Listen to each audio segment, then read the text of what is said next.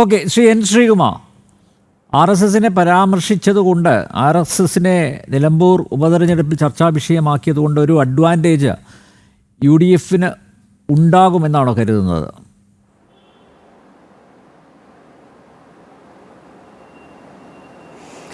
നോക്കൂ മിസ്റ്റർ നമ്പ്യാർ, ഈ നിലമ്പൂരിലെ ജനങ്ങൾ ആർ എസ് എസ് ബന്ധമോ അല്ലെങ്കിൽ ജമാഅത്തെ ഇസ്ലാമി ബന്ധമോ അല്ലെ PDP ബന്ധമോ ഒന്നും നോക്കിയിട്ടാവില്ല ഇത്തവണ വോട്ട് ചെയ്തിട്ടുണ്ടാവുക.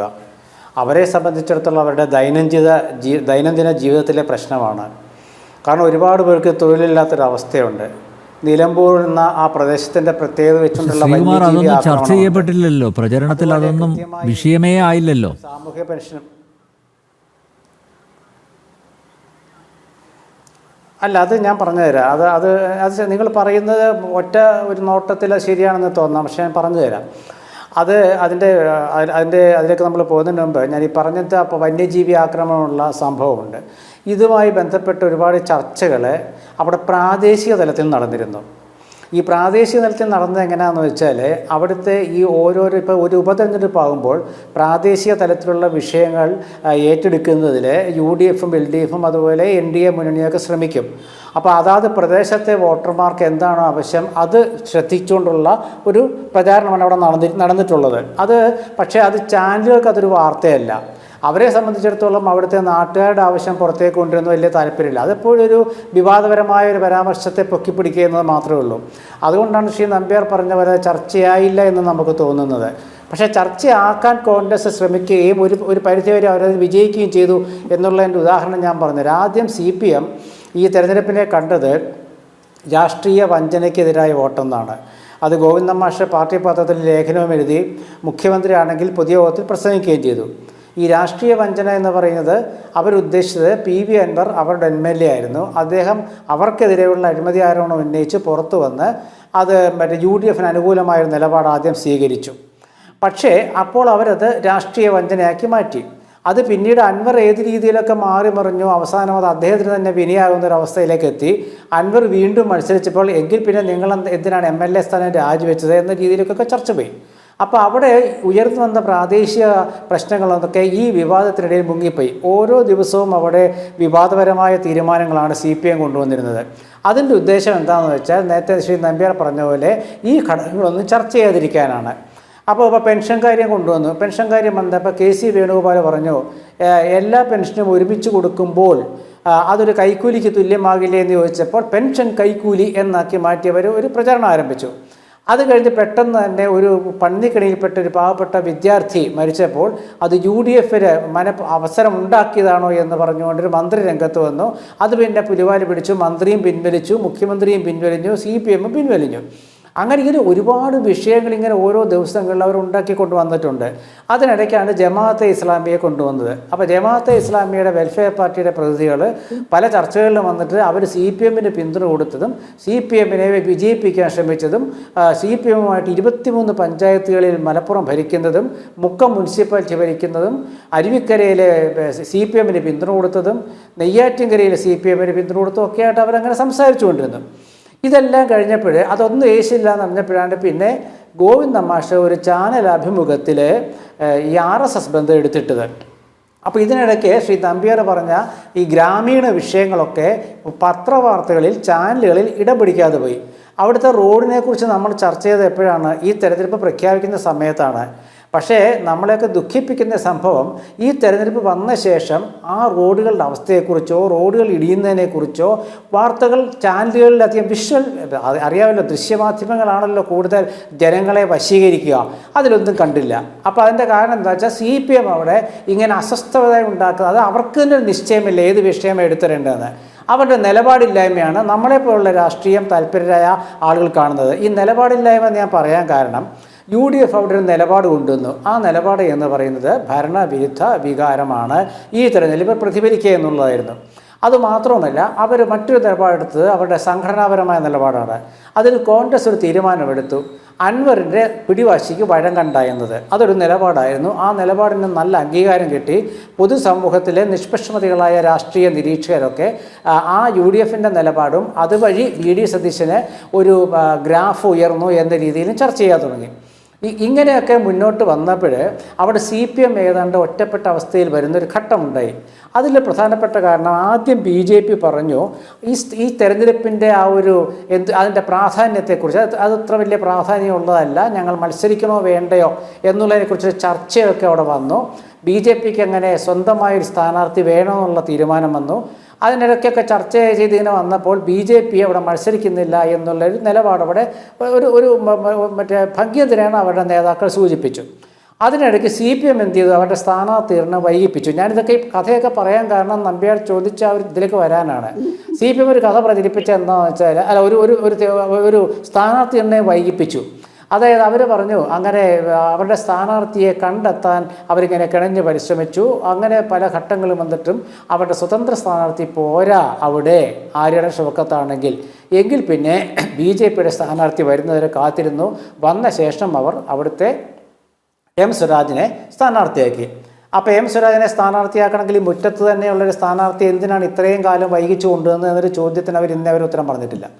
അതിനുശേഷം ഇങ്ങനെ ഓരോ ദിവസവും വിഷയങ്ങൾ വരുമ്പോൾ ഈ ജനങ്ങളുടെ വിഷയങ്ങൾ ചർച്ചയാകാതിരിക്കാനാണ് CPM ശ്രമിച്ചത്. അതിൽ ഒരു പരിധിവരെ അവർ വിജയിക്കാൻ കാരണം അതിന് UDFന് മറുപടി പറയേണ്ടി വന്നു, NDAയ്ക്കും മറുപടി പറയേണ്ടി വന്നു. UDFന് അത് മറുപടി പറയാതിരിക്കാൻ പറ്റാത്തൊരവസ്ഥ വന്നാൽ അത് ജനങ്ങൾക്കുള്ള സംശയം ഉണ്ടാക്കും. ഇപ്പോൾ വെൽഫെയർ പാർട്ടിയുടെ കാര്യം CPM പറഞ്ഞു വെൽഫെയർ പാർട്ടിയും ജമാഅത്തെ ഇസ്ലാമിയും വർഗീയ സാമുദായിക ശക്തികൾ UDFനൊപ്പം നിൽക്കുന്നു. ഞങ്ങൾ PDP ആണ് ഞങ്ങളെ പിന്താങ്ങുന്നത്, അവരെ പീഡിത പാർട്ടിയാണ്, അവർ മതേതര പാർട്ടിയാണെന്നൊക്കെ പറഞ്ഞപ്പോൾ അതിന് മറുപടി കൊടുക്കാതിരിക്കാൻ പറ്റില്ലല്ലോ. അപ്പോൾ ആ മറുപടിയിലേക്ക് കുറച്ചു കാലം പോയി. അപ്പം BJP കേന്ദ്രം ഭരിക്കുന്ന പാർട്ടിയാണ്. അപ്പം കേന്ദ്രം ഭരിക്കുന്ന പാർട്ടിക്ക് അവിടുത്തെ റോഡ് വികസനവുമായി ബന്ധപ്പെട്ട ചില വിഷയങ്ങളിൽ അഭിപ്രായം പറയേണ്ടി വന്നു. അങ്ങനെ ചില വിഷയങ്ങൾ കൊണ്ടുവന്നപ്പോൾ അവിടുത്തെ വന്യമൃഗ ആക്രമണ കാരണവും അവിടുത്തെ സാധാരണക്കാരുടെ ഇപ്പോൾ +2 സീറ്റിൻ്റെ കാര്യങ്ങളാണെങ്കിലും അല്ലെ പെൻഷനാണെങ്കിലും ശമ്പളമാണെങ്കിലും തൊഴിലില്ലായ്മയാണെങ്കിലും റേഷൻ വിതരണത്തിലെ അപാകമാണെങ്കിലും വൈദ്യുതി നിരക്ക് കൂട്ടിയ കാര്യങ്ങളാണെങ്കിലും ഇതൊക്കെ അവിടെ പ്രാദേശികമായിട്ട് ചർച്ച അവിടുത്തെ പ്രാദേശിക പ്രസംഗങ്ങളിലും കവല മീറ്റിങ്ങുകളിലും ഒതുങ്ങിപ്പോയി. പക്ഷേ ഇതാണ് അവിടുത്തെ പ്രചരണത്തിന് ഇതാണ് അവിടെ നല്ല അനുയോജ്യമായതും അവിടെ UDFനും അവിടെ LDFനെ എതിർക്കുന്ന UDFനും NDAയ്ക്കും ഗുണമായി മാറുന്നത് ഈ കവലപ്രസംഗങ്ങളായിരുന്നു.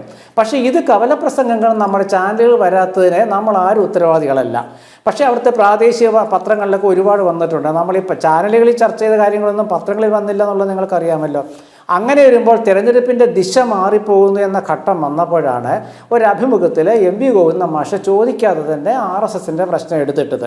അപ്പോൾ അവിടെ UDFന് അത് നിങ്ങൾ ചോദിക്കാത്തതുകൊണ്ടാണ് ഇപ്പോൾ തൽക്കാലം ഉത്തരം പറയുന്നില്ല. പക്ഷേ അവിടെ UDFനൊരു ഗുണം ഉണ്ടായത് എന്താണെന്ന് വെച്ചാൽ ഈ വക അതായത് LDF അവരുടെ നിലപാടില്ലായ്മ എന്ന് ഞാൻ പറഞ്ഞത് മനസ്സിലാക്കാണെന്ന് വിചാരിക്കുന്നു. അവരുടെ ഭരണ നേട്ടങ്ങളല്ലേ അവർ അജണ്ടയായിട്ട് കൊണ്ടുവരേണ്ടത്. 9 വർഷമാണ് മിസ്റ്റർ നമ്പ്യാർ കേരളം ഭരിച്ചത്. ഈ 9 വർഷത്തിലെ നേട്ടങ്ങൾ ഇതാ. അപ്പോൾ UDF എപ്പോഴും ചോദിച്ചുകൊണ്ടിരുന്നു നിങ്ങളുടെ ഒരു പ്രധാന നേട്ടം പറയൂ. ഇന്നേ വരെ ഒരു പ്രധാന നേട്ടം പറയാൻ അവർക്ക് സാധിച്ചിട്ടില്ല. അല്ല അവർക്ക് പ്രധാന നേട്ടം പറയാനില്ല. ഫ്ലാഗ്ഷിപ്പ് പദ്ധതി എന്നാണല്ലോ നമ്മൾ പറയുക. അങ്ങൊരു പദ്ധതി ഒരു പ്രധാന നേട്ടം അഭിമാനകരമായ നേട്ടം അവർക്കില്ലാതെ പോയി. അവരപ്പോൾ പറഞ്ഞെന്താണ് കൊച്ചി സ്മാർട്ട് സിറ്റി, അതുപോലെ കണ്ണൂർ വിമാനത്താവളം, അതുപോലെ വിഴിഞ്ഞം പദ്ധതി, ഇതൊക്കെ എങ്ങനെയാണ് സംഭവം ഉണ്ടായെന്നൊക്കെ നമ്മൾ പലവട്ടം ചർച്ച ചെയ്ത് അവസാനിപ്പിച്ചതാണ്. അപ്പോൾ അതിലാണ്ട് അവർ കൊണ്ടുവന്ന പദ്ധതി എന്താണെന്ന് വെച്ചാൽ കേരളയിലേ ഉള്ളൂ. കേരളയിൽ അവർക്ക് പറയാൻ തന്നെ ഭയമാണ്. അതുകൊണ്ട് അവിടെ നിർത്തി. പിന്നെ അവർ കൊണ്ടുവന്ന പദ്ധതി ഏതാണ്? K-ഫോണാണ്. അത് ചർച്ചാ വിഷയമല്ലാതായി. പിന്നെ അവരുടെ ഏതാ പദ്ധതി ഉള്ളത്? ഒന്നുമില്ല. പിന്നെ അവർ പറയുന്നതൊക്കെ ഈ ഒരു ഗവൺമെൻറ്റിൻ്റെ തുടർച്ചയായ കാര്യങ്ങളാണ്. അത് ഭരണനേട്ടമല്ല, അത് ഉദ്യോഗസ്ഥന്മാരുടെ ജോലിയുടെ ഭാഗമായിട്ട് വരുന്നതാണ്. അപ്പോൾ അവർ പറഞ്ഞ മുഖ്യമന്ത്രി തന്നെ വലിയ എന്താ പറഞ്ഞ ഒരു LDF കൊണ്ടുവന്നൊരു വ്യാജ പ്രചരണത്തെ മുഖ്യമന്ത്രിയുടെ ഏറ്റുപിടിച്ചില്ലേ. 18 മാസത്തെ പെൻഷൻ UDF കൊടുക്കാനുണ്ടെന്ന് പറഞ്ഞില്ലേ. അപ്പോൾ അത് ചർച്ചയായി. അത് ചർച്ചയായപ്പോൾ എന്താണ് കൈപൊള്ളി. അപ്പോൾ പെട്ടെന്ന് പിൻവലിഞ്ഞു. എങ്ങനെയാണ് ചർച്ച ചെയ്തത്? 18 മാസത്തെ പെൻഷൻ UDF കൊടുക്കാനുണ്ട്, ഉമ്മൻചാണ്ടി കൊടുക്കാനുണ്ടെന്ന് പറഞ്ഞപ്പോൾ ഉമ്മൻചാണ്ടി ജീവിച്ചിരിപ്പില്ല. അപ്പോൾ അവർക്ക് 18 മാസത്തെ പെൻഷൻ കുടിശ്ശിക വെച്ച കോടികളാണ്. അതിനവർക്ക് പറഞ്ഞ കണക്ക് തെറ്റിപ്പോയി. അപ്പോൾ എന്താണ് UDF ഒരു കണക്ക് കൊണ്ടുവന്ന് സ്വരാജിന് കൊടുത്ത മന്ത്രി തോമസ് ഐസക്ക് അന്ന് MLA ആയിരുന്ന സ്വരാജിന് കൊടുത്ത തൃപ്പൂണിത്തുറ MLA സ്വരാജിന് കൊടുത്ത കണക്ക് പുറത്തു കൊണ്ടുവന്നു. അപ്പോൾ അവരിന്ന് പിന്മാറി. ഇങ്ങനെ ഓരോ ദിവസവും ഓരോ ചാഞ്ചാട്ടത്തിലൂടെ പത്രമാധ്യമങ്ങളും നിറഞ്ഞു നിന്നപ്പോൾ ജനങ്ങൾക്ക് അവരിൽ വിശ്വാസമില്ലാത്തൊരവസ്ഥ വന്നു. ആ അവസ്ഥയിൽ കൃത്യമായിട്ടും അവിടെ നേട്ടമുണ്ടാക്കാൻ സാധിച്ചത് അവിടുത്തെ പ്രധാന പ്രതിപക്ഷ കക്ഷി എന്ന നിലയ്ക്ക് UDF-നാണ്. അതിൻ്റെ പ്രധാനപ്പെട്ട കാരണം അവിടെ മുസ്ലിം ലീഗിൻ്റെ ഒരു ആത്മാർത്ഥമായ പ്രവർത്തനമുണ്ടായി. അവിടെ കോൺഗ്രസും ലീഗും ഒരു ഏകോപനം ഉണ്ടാക്കി. അതിൽ ചെറിയ ഇതുവരെ നമ്മൾ ചർച്ച ചെയ്യാതിരുന്നതെന്ന് വെച്ചാൽ ഞാൻ 12 ചാനലുകൾ പറഞ്ഞിട്ടുണ്ട്. അതായത് ഇതിനു മുമ്പ് തൃക്കാക്കരയാണെങ്കിലും പുതുപ്പള്ളിയാണെങ്കിലും പാലക്കാട്ടാണെങ്കിലും ചേലക്കരയാണെങ്കിലും വയനാട് ലോക്സഭാ മണ്ഡലത്തിലാണെങ്കിലും അവിടെയൊക്കെ ഈ അസംബ്ലി ഇലക്ഷനിൽ UDF-ൻ്റെ നേതൃത്വം കൊടുക്കുന്ന കോൺഗ്രസിനായിരുന്നു ഒരു മേൽക്കൈ ഉണ്ടായിരുന്നത്. ആ മേൽക്കൈ വെച്ചുകൊണ്ട് കാരണം അവിടെ ലീഗിൻ്റെ സ്വാധീനം കുറവാണ്. പക്ഷേ നിലമ്പൂർ എത്തിയപ്പോഴേ അവർ ലീഗ് കോൺഗ്രസ് ഏകോപനം വളരെ ശക്തമായി. അതുകൊണ്ടാണ് ഈ യൂത്ത് ലീഗും യൂത്ത് കോൺഗ്രസും തമ്മിലുള്ള ബാന്ധവം ഒക്കെ അവിടെ ശക്തിപ്പെട്ടത്. അത് ഭയങ്കരമായിട്ട് UDF-ന് ഗുണം ചെയ്തു. ഈ ഒരു ഏകോപനം ഇടതുപക്ഷ യുവജന സംഘടനകൾക്ക് ഉണ്ടായില്ല. DYFI ആണെങ്കിലും AIYF ആണെങ്കിലും അവർക്കുണ്ടായില്ല. SFIയും ASFും തമ്മിലുണ്ടായില്ല. നോക്കൂ, അപ്പുറത്ത് KSUവും MSFും തമ്മിലുണ്ടായി. അങ്ങനെ വരുമ്പോൾ കാലിക്കറ്റ് യൂണിവേഴ്സിറ്റി യൂണിയൻ കഴിയുന്നതാണ് അവർക്ക് കിട്ടി. അപ്പോൾ ഇതൊക്കെ അവിടുത്തെ ഒരു രാഷ്ട്രീയ അന്തരീക്ഷമാണ്. ഈ ഒരു അന്തരീക്ഷത്തിനിടയ്ക്ക് UDF-ൻ്റെ ഒരു നേതൃത്വം അവിടെ കാണിച്ച ഒരു തന്ത്രപരമായ നീക്കമുണ്ട്. എന്താണത്? LDF-ൻ്റെ രാഷ്ട്രീയ മറ്റേ ആരോപണങ്ങൾക്ക് മറുപടി മാത്രം പറയുക, അത് വിവാദമാക്കി ചർച്ചയാക്കാതെ കൊണ്ടുപോകാതിരിക്കുക. രണ്ടാമത്തെ കാര്യം, ഗവൺമെൻറ്റിനെതിരായ ഭരണവിരുദ്ധ വികാരത്തെ കൃത്യമായി ഉപയോഗപ്പെടുത്തുക. ഇങ്ങനെ കൃത്യമായി ഉപയോഗപ്പെടുത്താൻ അവർ ശ്രമിച്ചുകൊണ്ടിരുന്ന ഘട്ടത്തിലാണ് ഈ പുതിയ RSS വിവാദം വന്നത്. അത് നിങ്ങൾ ചോദിക്കുകയാണെങ്കിൽ ഞാൻ അതിൻ്റെ ഘട്ടത്തിൽ അതിൻ്റെ ഉത്തരം പറയാം. ഓക്കെ, അല്ല, ഞാൻ ആദ്യം ചോദിച്ചത് അങ്ങനെ ഒരു പരാമർശം CPM സംസ്ഥാന സെക്രട്ടറിയുടെ ഭാഗത്തു നിന്ന് അതിന് 2 തിയറി അഡ്വക്കേറ്റ് ശങ്കുട്ടിദാസ് ഇവിടെ പറയുകയുണ്ടായി.